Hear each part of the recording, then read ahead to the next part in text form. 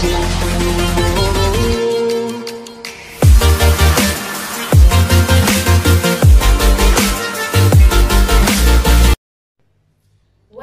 beautiful people, to another edition of LABABY'S Spotlight Show 2020 edition. And I mean your hostess, LABABY, and today we have something special for you as usual.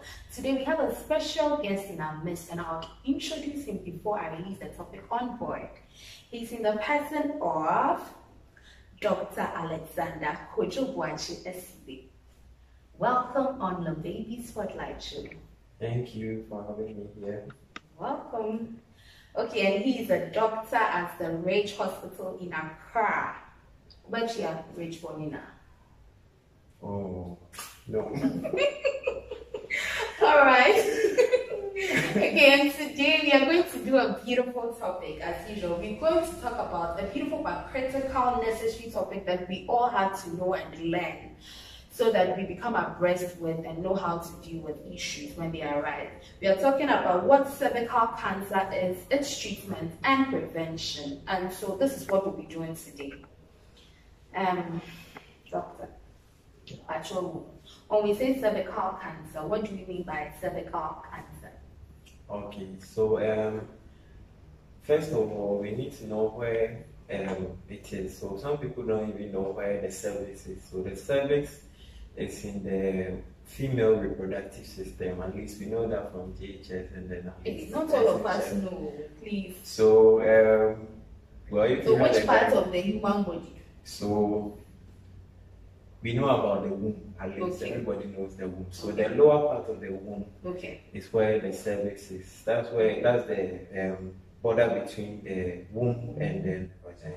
Yes. So that's where the cancer happens, and then the cancer is basically cells, or our body, we break it down into cells growing where they are not supposed to grow, or cells that grow out of control of the body's control system. Basically, that's it. So that is what we term cervical cancer. Yeah. Okay, now how do we identify that, okay, these are signs of the cervical cancer growing in the human body? Okay. For cervical cancer, that's the dangerous part of it. Just like something like diabetes or hypertension, it doesn't really have any signs to pick it up early. When you have malaria, you have your headache, you have fever, you have chills. Right now, a lay person can tell when he or she has malaria. So, early signs of cervical cancer, you can't really tell. You get signs when it gets to the advanced stage. So mostly it's picked up when we do screening for a person. That's when we pick up the cervical cancer. Someone could have it for so many years, and then the person wouldn't have any idea at all until the person goes to get tested. That's really serious. So it doesn't announce itself before it comes. At all. Wow, that's a great danger. That's a great threat. Okay, so how can we prevent it? Okay, so the prevention, just like I said, first of all, with the screening, the disease has this period we call the latency period. That means a period where it is there and undergoing development, but you can't really pick up anything. So it's just growing until it becomes a full-blown cancer. So that's the period where you should get tested. And we do the test called the pap smear. We have a little smear. We smear the middle part of the cervix, and then we look at the cells there, and then we look at it. If it has undergone some changes, that's when we pick up the cervical cancer. That's why there's a lot of radio publicity around going to get screened for cervical cancer, because that's the only way we can pick up that these are the changes, and then it undergoes some initial changes before it becomes the full cancer. So if we pick it up that early, then we can do something about it. What are some of these initial changes that okay? Okay, so we have different types of cells at the cervix. We have two main types of cells there. So when they do the pap smear, and then they find out that there are new growth inside those cells, then they can say that it's called cervical and intraepithelial neoplasia. So wow. a neoplasia is just a new growth or these words are big. Some of us we can't even digest it. So it just means that there are new growths going there that are not basically cancer, but they are new growth that could advance to be a cancer. And that's why we do the pap smear. This new growth, could it be that probably it's just a growth, but it's not harmful, cancerous, or something like that? Okay, it could be harmless as possible, but the truth is that they go on to become the cancer. So it's better we pick it up at that stage and we know what to do. And then first thing to the cause of the cancer, which is the human papilloma virus that causes the cancer. So we also screen for that because that's the main cause of the cancer. That's the main cause. That's the virus that causes all those changes that I'm talking about. Wow. And it's a sexually transmitted infection also. Wow. Wow. That means that, okay, what if me, I don't engage in this sex activity, or our viewers out there are not sexually active and all? Does that mean that we are free? Not really, because it's also inherited, familial. Wow. So just like breast cancer. Wow. Yes. That means if your mother or predecessor had it, then you are likely to also suffer from it. Yes, you're also likely to get it. So, wow. Anyways, sexually active or not, you should go and get screened, because we have cases where people are very young and then they didn't have any idea and they had it. Okay. So, and then the target group is 30 to 49 years. At that age, wow. most people are married, most people are having children, they are sexually active.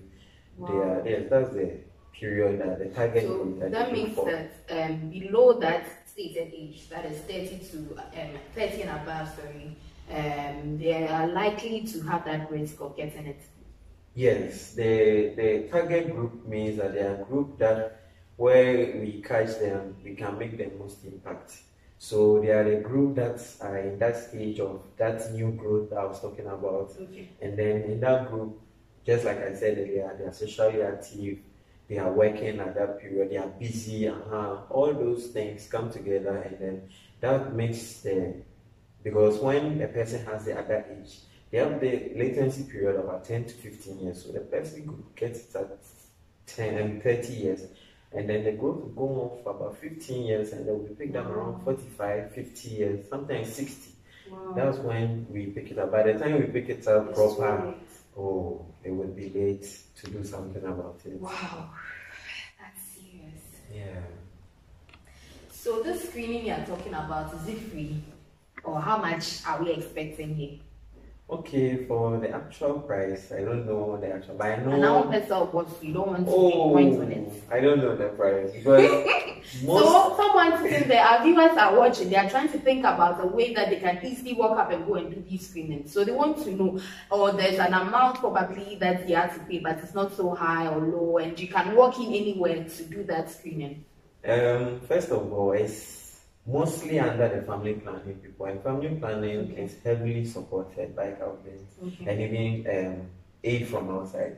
So various contraceptives, that's why today contraceptives are relatively cheaper, because when you go to a government hospital, something you're supposed to get for maybe 30, 50 cedis, be subsidized to 5 cedis and thereabouts. So if stand to the pap smear, maybe 5 to 10 cedis. Maybe. So okay, what he's trying to say in a government hospital. In a government, okay, so that means private will be more than that. Yes, it will be more. But I think that if it's about your health, then you should try and be able to gather whatever you have, because once early detected, you can really easily solve it. Yes, and at various points in time, people are always doing free screening. So you can just pass by anywhere. I mean, cervical cancer support is massive. You hear about screening here, screening there. You just go, that one is free, and then they do it for you. Okay. So one of the preventions that we've had so far is that we should try and do our screening. How many times in a year? Ideally, if you're able to screen maybe twice in a year, it's fine. But I shouldn't go without screening at least once in a year. Yes. Wow. So some of us, we don't like going to the hospital. So same way, you are going to be affecting some people who don't like going to the clinics. So what would you tell them? Well, you see, health is not about what you feel. Or what you have. Well, whatever happens, when you get sick eventually, you're going to a hospital. So you can go to a private place where you are comfortable. I mean, they are very nice private hospitals, especially in Accra. You just go talk to them. It's not even at the main clinic. They might have a separate unit where they do such things, and then they do it for you. You get your results. After the results comes in about a week. Yeah. It takes about a week. They analyze it, and then you get it because it's about your health, and then I mean nothing is so expensive. So isn't it scary? Not really. Because by now some people are already anxious. The ladies by this time, it fully affects ladies, right? Yes, because they are the ones. Unless transgender. Okay, here's the case that probably someone has gone to test or scan screen, and the person has been tested positive. How does the person treat it? Okay, so just like I said, we pick up the new growth in the cervix, and then we have various ways depending on where it has grown to. So the cervix is round. It's round, and then there's a hole in the middle that connects to the womb. So it starts growing from the middle, like when you grow a circle and there's a dot at the center. It starts growing from the center outwards, and then it moves. So depending on where they pick it up, then they do what we call if it's cancer, they do staging. Every type of cancer we do staging. Staging is basically to tell where it has gotten to. Stage 1 mostly hasn't spread to anywhere, it's just at where it has started.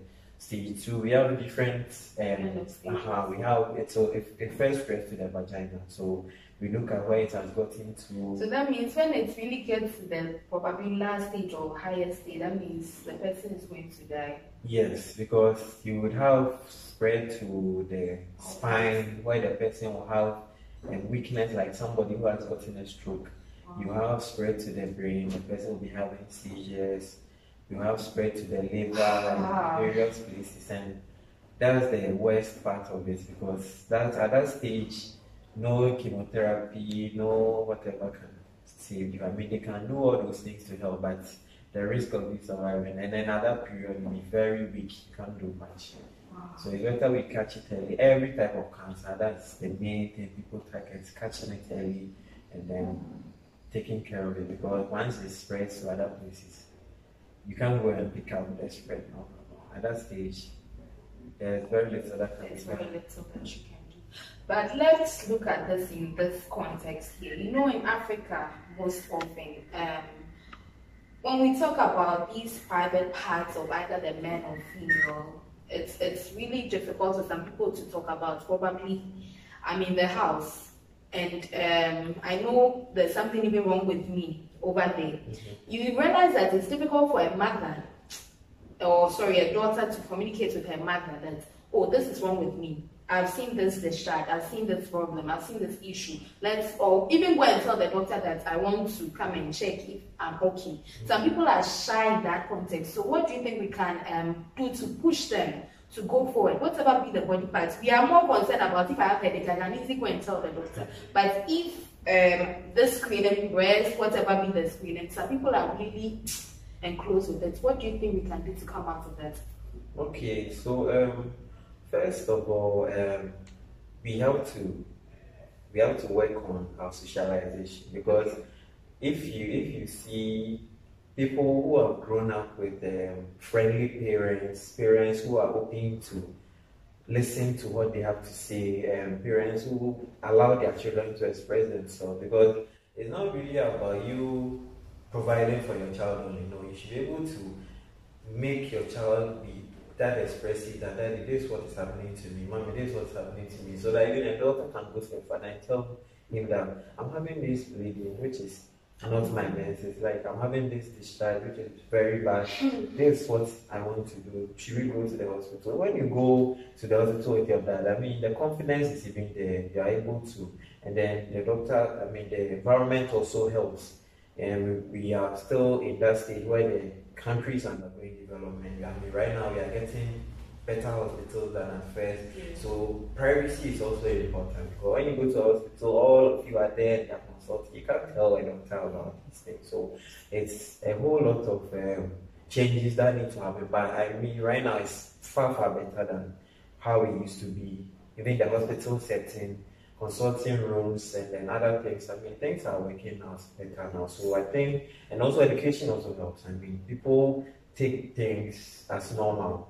She have this bleeding, she takes it as normal. But at least when you're little and you can Google and then start to read around it. What's the cause of this thing that happened? Should I seek medical help on this thing? This thing is different from how I know my body. I know these are the changes going on, and then you seek help. Really. Okay, so viewers out there, we have heard that let's try and seek help immediately. Let's not wait till issues aggravate. Stand up of nothing.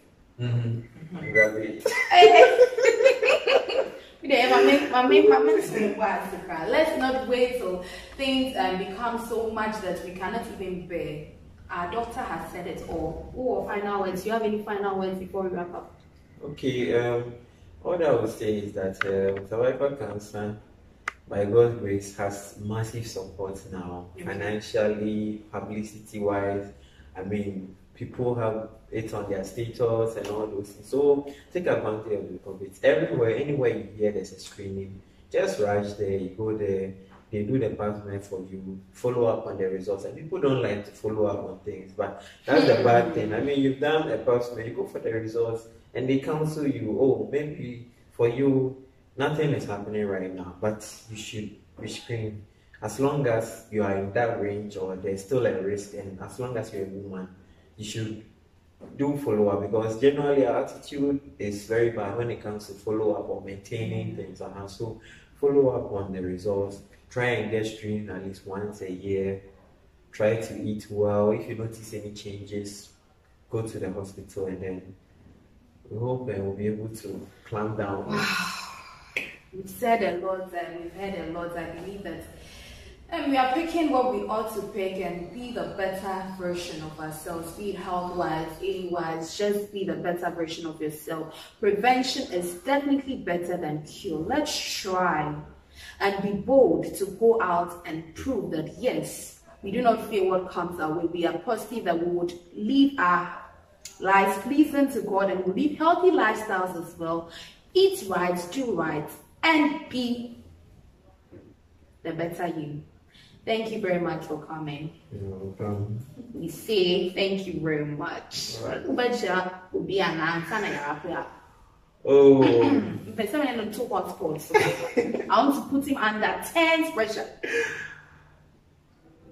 My regards to everybody, great hospital, my friend. It's a lie. I'm sure he wants to say something else, but you know, I'll get him some other time. You know. And to all the viewers. All right, viewers, we greet you all, and shout out to our sponsors. Let me acknowledge them. LABABY'S Hub. If you're looking for the right place for your products, goods, and service hamper packages, the number to dial is 050-871-2689, 050-871-2689. And if you're looking for a home of quality dog food in Ghana, the number to dial is 020-8174602, 020-8174602. Thank you very much for listening, and may God richly bless you. Yeah, guys. Bye.